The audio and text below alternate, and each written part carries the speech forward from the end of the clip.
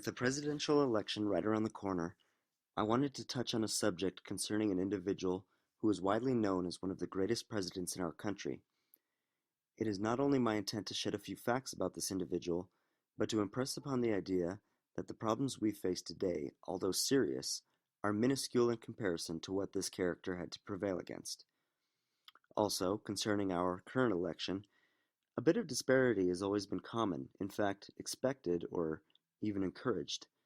But with this election, both candidates are almost equally regarded with extreme distaste.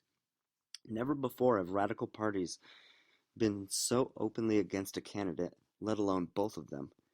The president that I will be introducing not only felt the same distaste, but suffered personal tragedy as well throughout his term in office. With that being said, let me introduce the 16th President of the United States, Abraham Lincoln. I'm going to start at the beginning.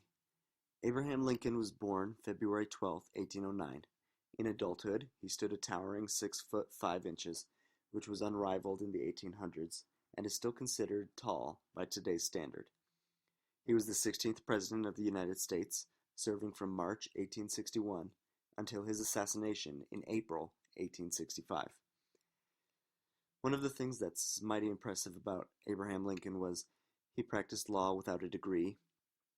One of his most astounding and oftentimes most overlooked accomplishment was the fact that he rose to the top of the political world in the form of the presidency with less than 18 months of formal schooling. That's in his entire life.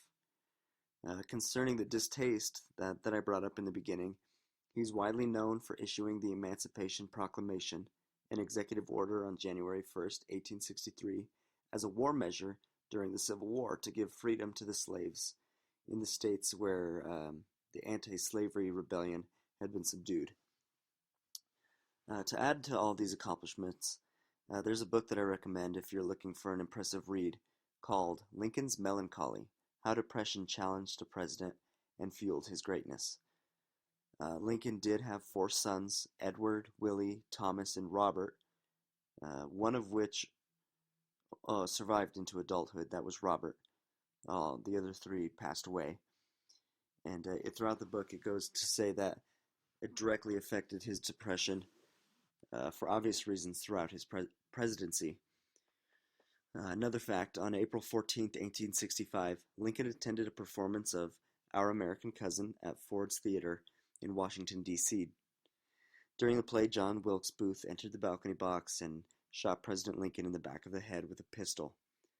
He didn't actually die immediately. It took a grand total of 9 hours to succumb to that wound.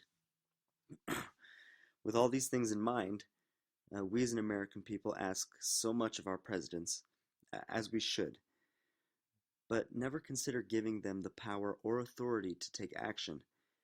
I don't advocate that the checks and balances facilitated throughout our government should be ratified, but Lincoln was only capable of his accomplishments through trust given to him by the American people.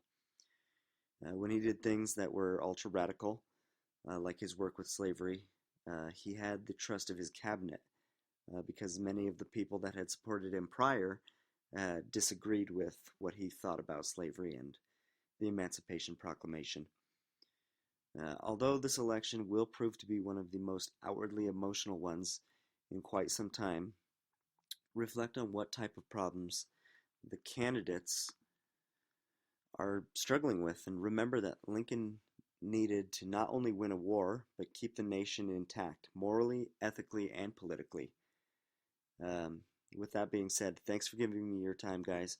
I hope you enjoyed this presentation, and if you have any questions, I love Lincoln, so go ahead and contact me. Bye.